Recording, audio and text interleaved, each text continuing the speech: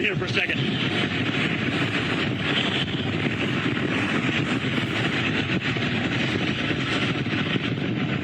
Just give me a second. Jim, you all right? I'm all right. I'm fine. I'm fine. You just can't stand up. All right. What's good, everybody? It's your boy Florida Hurricanes 91, and you tuned into another episode of Deep Conversations with Trey.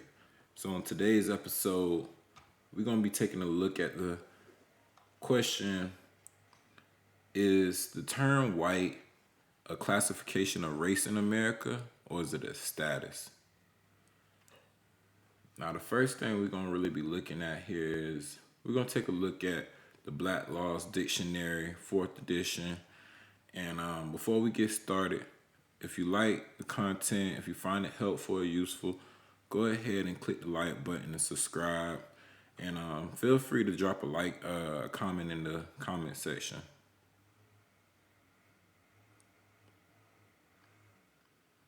Let's go. So the first thing we're going to be looking at in Black's Law Dictionary is the term black. And as you can see here, there's no term for black persons within the legal dictionary here. But we do have a term called the Black Code.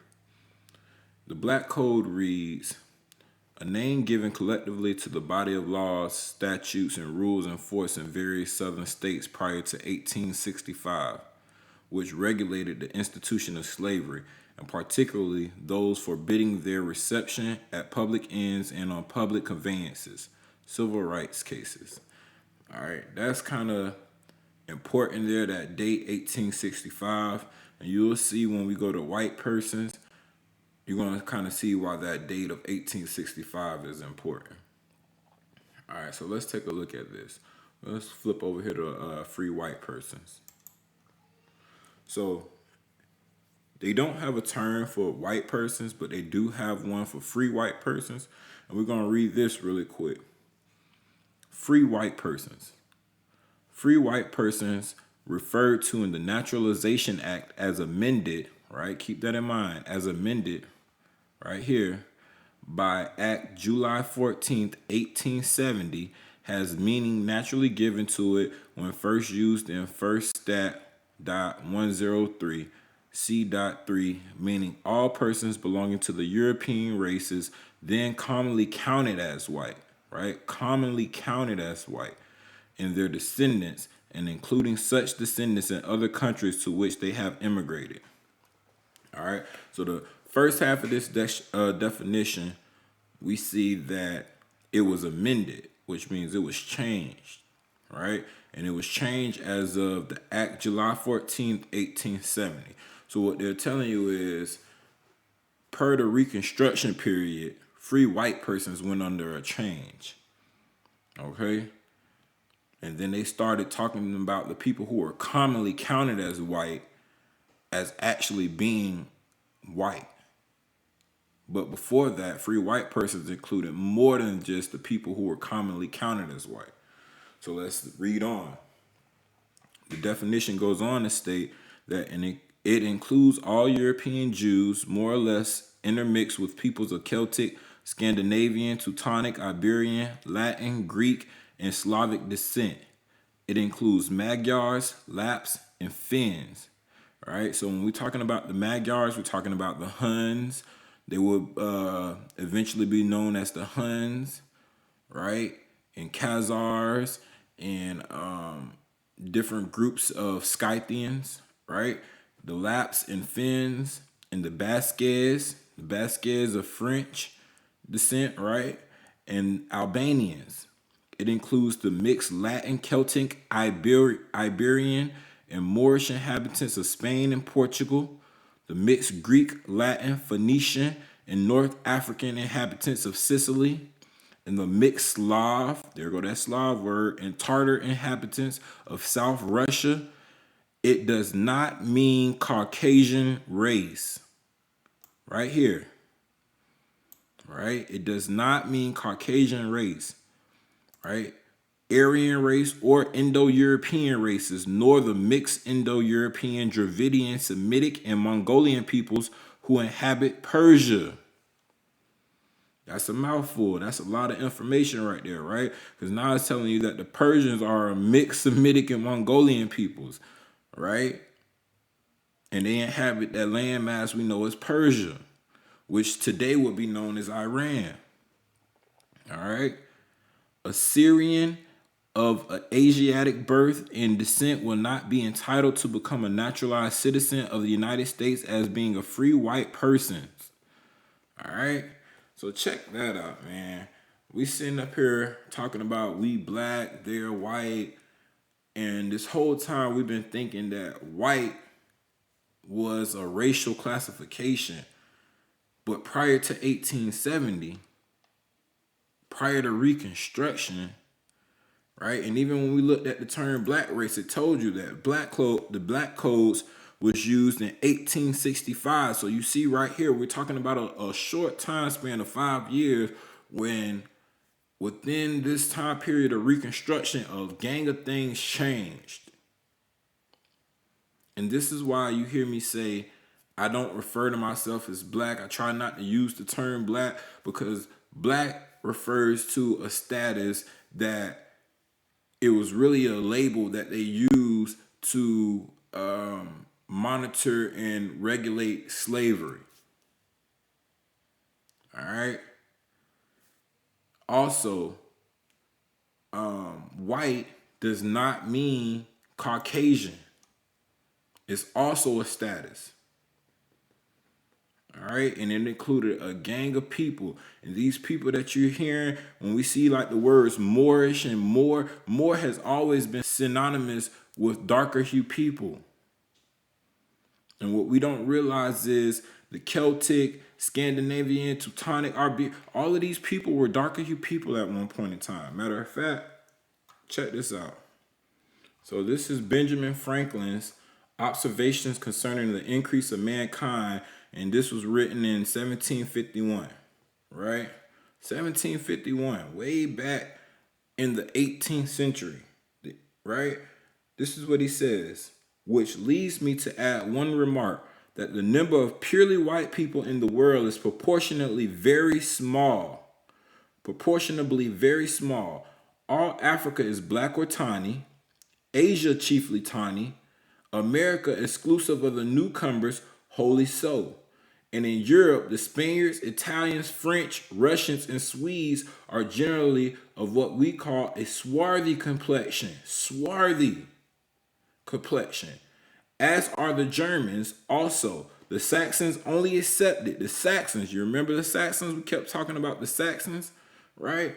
Only accepted who with the English or the Angles, and together they make up the Anglo-Saxons, correct?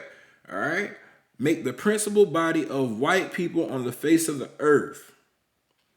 So a lot of these people who we're talking about in this definition, these are darker hue people.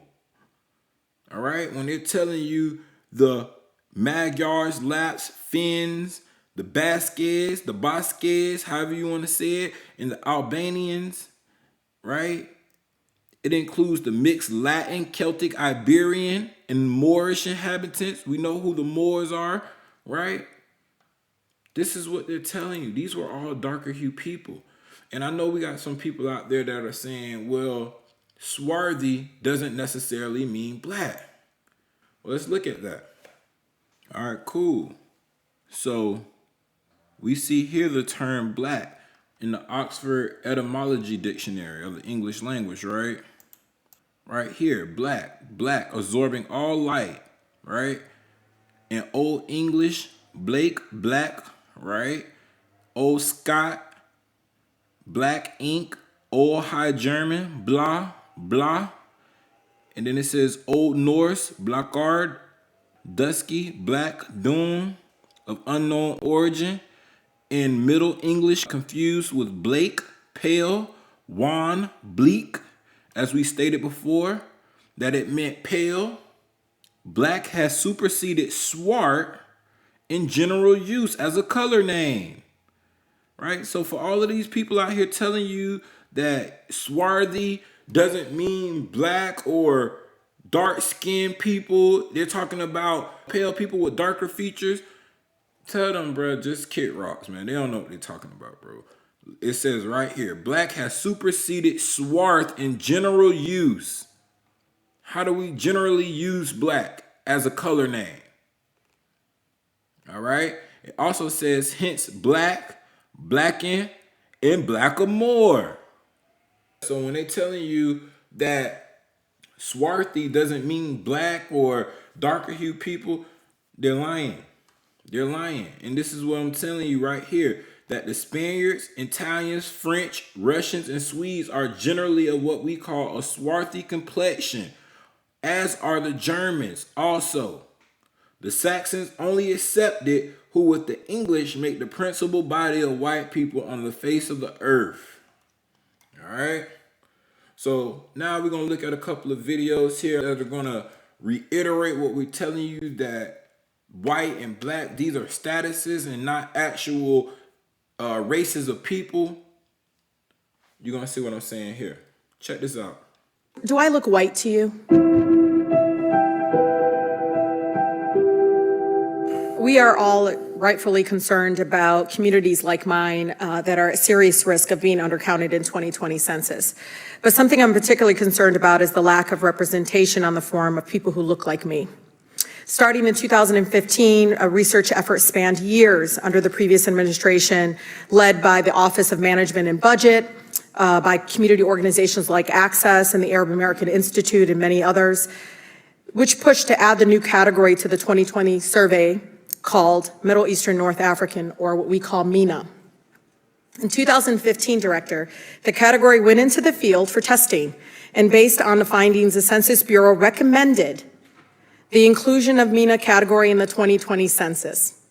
Despite these findings, however, the Census Bureau announced under the current administration that MENA category would not be included in the census. Dr. Dillingham, do I look white to you?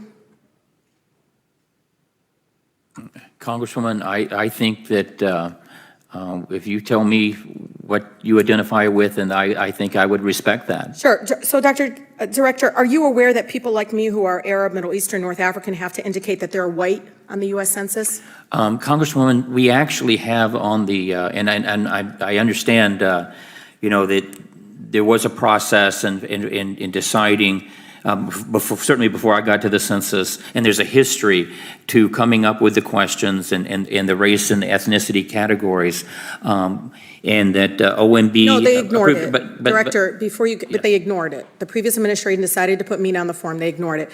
But do you think if I circled white category, that would be an accurate depiction of my racial and ethnic background? Congresswoman, we do not second guess what you put down okay. there. And, well, and we do have a write-in. We do have a write-in. Director, people can you're not giving me an option because let me.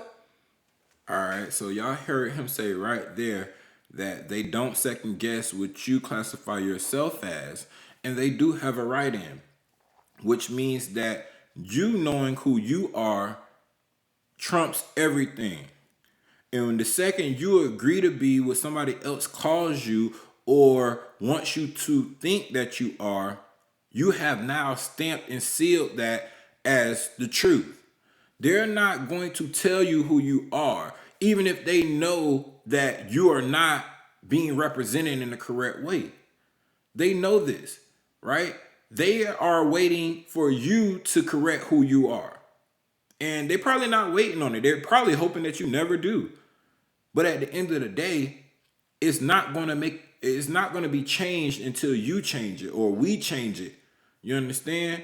Because they know that this is a foul game that they're playing, but they're not going to change it. You understand? This is why he just said that. We have a write-in. You can write in whatever you want. They don't say that on the paper. They don't say, well, if these things don't apply to you, write in what you feel you are. They don't tell you that. They don't tell you that. We will accept whatever you write in as well as anything that you mark down. They don't say that. So it's up for us to know that these things aren't going to change until we change them. All right? So this is Congresswoman Rashida Tlaib, and yeah, she's going at it with one of the directors of the Census Bureaus, and she's letting him know that, they're underrepresented. Now, check this out.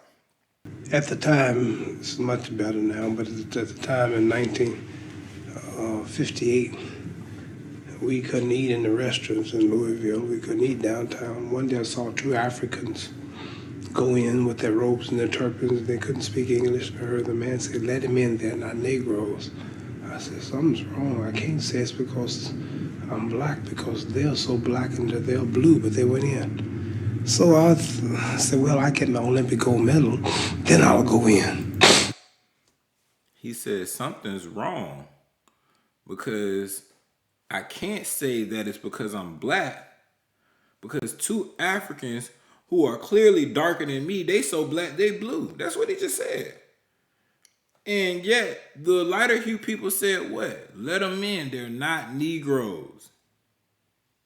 So now we see that black being considered a Negro has nothing to do with skin color. And this is what, in the 60s, late 60s, one of the most racial time periods of the United States. And they're letting Africans who are darker in complexion than Muhammad Ali come into the restaurant, and they're saying they're not Negroes. This is what we're saying, is white and black. Are these actually racial classifications, or are these statuses? Check this out. Now we're going to look at this darker hue brother from Egypt who sued for his right to be classified as black. All right. So I think most of us would agree that this is a darker hue, what we would consider a black man. What we would call a black man today, right? Got an afro, darker skin tone. All right. Let's look at this. An Egyptian immigrant is suing the U.S. government because they've told him he's white when his entire life he's been black. Y'all see this? Mustafa Hefni was born in Egypt and has always been proud of his Egyptian culture and his African ancestry. But when Hefni immigrated to America, the U.S. government told him he was no longer a black man. I was not told by immigration that I was white until I passed the exam for citizenship, and then I was told I am now white, he explains. Hefni initially laughed when told of his new racial classification, but he's no longer chuckling. He recently filed suit against the U.S. government to get his race classification changed back from white to black. It hurts me. It definitely hurts me, Hefni says. It hurts me because I am unable to reconcile my reality as a black person. Right? Do y'all see this? This man right here. Is this about skin tone and race? Or are these statuses? Check this out. So right now we're going to look at IPUMSUSA.org. And let's just see what they are. What is IPUMS? IPUMS provides census and survey data from around the world integrated across time and space. IPUMS integration and documentation makes it easier to study change, conduct, comparative research, merge information across data types, and analyze individuals within family and community contexts. So they provide census and survey data from around the world. So what are they saying? Did y'all know that almost all Hispanics are classified as white and racing? This includes respondents who checked the other box for the race question and wrote in a Hispanic race. It also includes respondents who checked the other box for a race question but did not write in a Hispanic race. As long as they identified themselves as Hispanic in the direct question about Hispanic status, only asked from 1980 on C-Hispan, we chose to explicitly classify Hispanics as white in the years from 1980 onward, because our historical Hispanic variable suggests that more than 95% of Hispanics were classified as white prior to the 1970. The only Hispanic persons who are not coded as white in racing are those who explicitly reported their race as black, which means that's only 5% of Hispanics, right? American Indian, Alaska Native, any Asian or Pacific Islander group, and those who reported multiple races but ended up getting bridged to one of these three categories. 95% of Hispanics are being included as white, as well as people from the Middle East, as well as people from Egypt and North Africa. Is white a racial classification determined by skin tone, or is this a status? Right? Based on what we've seen, we now know that all statistics regarding race and population are inherently false. So when they're telling us we the minority, they're wrong. They're lying to us. We're not the minority. They're boosting their numbers. You understand? So it's been another real episode of Deep Conversations with Trey. Y'all been kicking it with your boy Florida Hurricanes 91. And I want to give a big shout out to, all of the elders and all of the other people out here that have been doing this research. Your Dane Callaways, your Top Cats, your Sanchez's, your Taj Tariq Bays, your Sear, Duke of Tears, all the elders, Bobby Hemmett, Freeman L., Kira Mayo. There's a ton of people out here that are doing this research right now. And I know everybody doesn't necessarily agree. I get that. But we have to understand that we can't do it alone. Not nan group out here can do it alone. All right? A lot of us are saying the same things and we're fighting over semantics, over words, over, whatever, small, minute issues. And we're refusing to see the bigger picture. It's going to take all of us. It's going to take the lots of us, as they would say. You know what I'm saying? We got to get out of this divisionary mind state and start learning how to work together. I'm not saying we got to work with everybody, but at least work with people who are saying the similar things as you and have similar goals as you. All right? But like I said, man, it's been real. It's been another episode. I hope everybody has learned something. Take this information, do what you will, each one, teach one. And yeah, I'm out.